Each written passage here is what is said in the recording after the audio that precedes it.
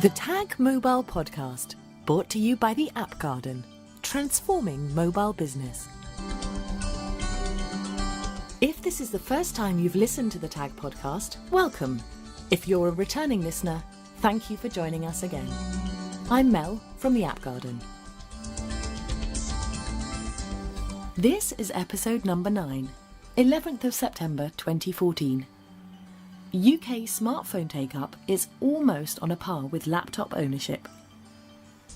In today's podcast, we'll be taking a look at Ofcom's 2014 Communications Market Report, which reveals some very interesting statistics on how we're communicating today. We'll discuss the popularity of tablet devices and break down smartphone usage by age group. We'll take a look at how long people are spending on average on their smartphone, as well as a breakdown of what devices people are choosing to connect to the internet on. Today, people have more flexibility and choice than ever before when it comes to what, how, and when they access media content and use communication services. Ofcom's 2014 Communications Market Report, published in August, helps to give an overview of the role of media and communications in people's lives today, and what changes we're seeing compared to previous years. There's a whole host of interesting facts and figures revealed in the comprehensive 425-page report, which covers statistics and analysis of the UK communications sector, including television and audiovisual, radio and audio, internet and web-based content, telecoms, and even post. I'm going to take a look at a few of the facts and figures that jumped out at me, with my focus being strongly on the mobile market. Many of the trends won't come as much of a surprise to any of us, such as the declaration that the adoption of smartphones has continued to increase rapidly over the past year. In Q1 2014, laptop computers remained the most popular internet-enabled device, being present in 63% of households, but this figure was very closely followed by smartphones, present in 61% of households. The largest increase in adoption of internet-enabled devices in the year to Q1 2014 was amongst tablets, increasing by a huge 20%, now present in 44% of UK households, with 14% of homes claiming to have more than one tablet device in their household.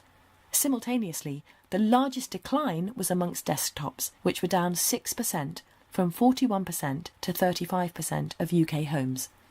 Let's take a look at some of the interesting figures which emerge if we break mobile and smartphone adoption down by age group. Mobile phone take-up among people aged 65 plus now stands at 72%, but the proportion of older people using a smartphone is considerably lower. For whilst the adoption of the smartphone is now 88% among 16 to 24-year-olds, it's just 14% for those aged 65 or over. The difference in tablet adoption is less prominent, although still considerable. Over 1 in 5, that's 22%, of those aged 65 plus have a tablet, compared to half of those aged 16 to 24. And if we look at the figures for mobile in general, i.e. not necessarily a smartphone, 99% of 16 to 34-year-olds and 98% of 35 to 54s use a mobile phone. But this figure decreases slightly to 92% for 55 to 64s and drops to as low as 72% amongst those aged 65 plus. We're all well aware that the way people are accessing the internet has been shifting, with more focus on tablets and smartphones than laptops and PCs. And whilst the amount of households with internet connection has remained level at 82%, the report claims that 57% say they use their mobile phone to access the internet, a figure which is up quite significantly from 49% in 2013. It's interesting that more than half the adults included in the report say they wouldn't know what to do without technology, although, in the same breath, as many as 60% admit that new technology confuses them and they'd rather wait until someone they know purchases a new technology before they take the plunge and consider purchasing it themselves. I'm imagining many people taking a trip to the pub with their friends and slowly being convinced over a few pints that a new technological device is not as scary as they seem to think it is when being introduced to it by somebody else. But unlike the confusion technology seems to have caused the adult age range, it appears that children are perhaps less daunted and more comfortable with our technological advances. In the report, 77% of children aged 12 to 15 claim to be knowledgeable about smartphone or tablet apps, compared to just 55% of adults. And even younger children seem to be having their finger on the pulse, with 54% aged 6 to 15 claiming to know a lot about and use smartphone and tablet apps, with a tiny percentage of just 3% never having heard of them.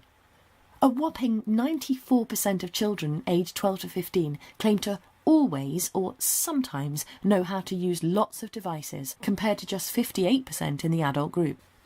The survey asked about knowledge and use of newer communications apps, using Snapchat as their example. Snapchat is an app that allows users to send photos and videos to recipients in their address list that will last only for a set period of time. The survey suggests that this activity is still being experimented with 12% having used the app and 9% being very knowledgeable about it but not having used it, 29% having heard of it and knowing a very little or limited amount about it, and 50% never having heard of it. But if we break the Snapchat example down by age group, we then see that it's the younger groups who are greatly increasing those percentages and the older ones who are simultaneously decreasing them, for as many as 33% in the 12 to 15 age category and 18% in the 6 to 15 age category are using apps such as Snapchat, compared with just 12% of adults. But perhaps this statistic shouldn't surprise when we learn that the 16 to 24-year-old category spends over 3.5 hours on their smartphone every day, as compared to 82 minutes for the adult sector, giving them almost 3 times more opportunity to become acquainted with what their smartphone can do for them. When we want to connect to the internet, what devices are we reaching out for and making use of? Well, according to the report, amongst smartphone users, 33% claimed this as their most important device for connecting to the internet, although laptops still remained the most popular response at 36%. Among tablet owners, tablets were the most important for connecting to the internet at 35%, and unsurprisingly, the preference for laptops amongst this group dropped significantly to 29%. And amongst those users who had access to laptop, desktop, tablet and smartphone in their household, tablets and laptops were the most popular responses at 30% and 29% respectively. And when we've connected to the internet, what are we spending our time doing? Internet browsing was the most important internet activity at 86% and has been carried out by 78% of adults in the previous week. Sending and receiving emails was the second most popular activity, with more than 7 in 10 adults having undertaken this in the previous week. More than half of UK adults, that's 56%, reported to use the internet for social networking sites, and 48% did so on a weekly basis. 44% had used internet banking in the previous week, and 35% had purchased goods or services online. And over half of UK adults, that's 53%, claim to have watched TV or video online. The most visited websites registered in the report were those owned by Google, with a whopping 47 million visitors per month, up by 3 million from the previous year.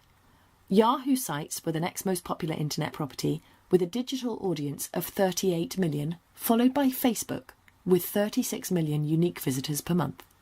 And talking about Facebook, what trends did the report unveil with regard to social media use? Social networking websites are increasingly being accessed on mobile phones, with Facebook remaining the most popular social networking site with a unique audience of 35.1 million in March 2014.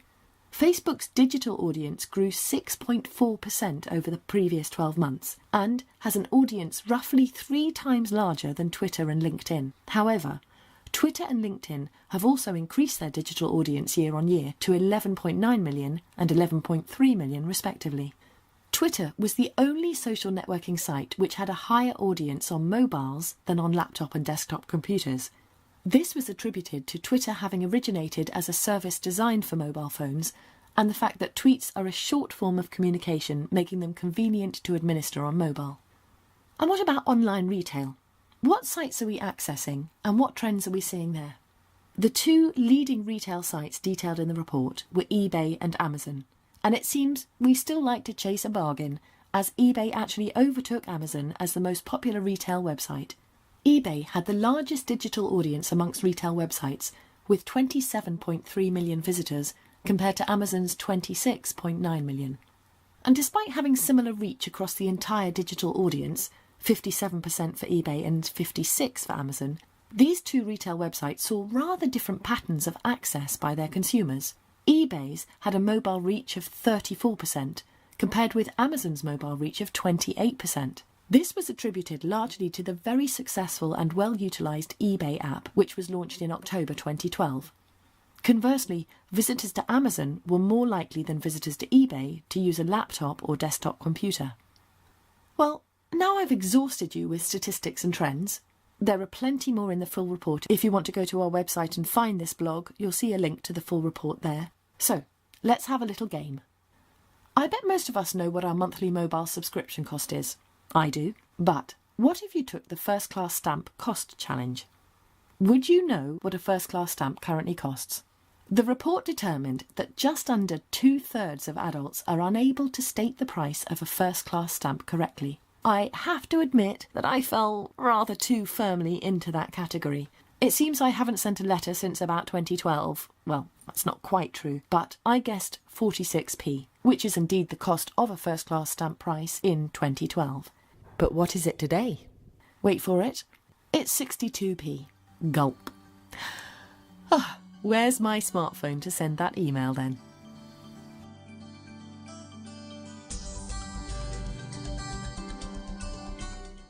Thank you for listening to the Tag Mobile podcast, brought to you by the App Garden, transforming mobile business. Join us again next week when we'll be discussing more developments and news in the mobile industry.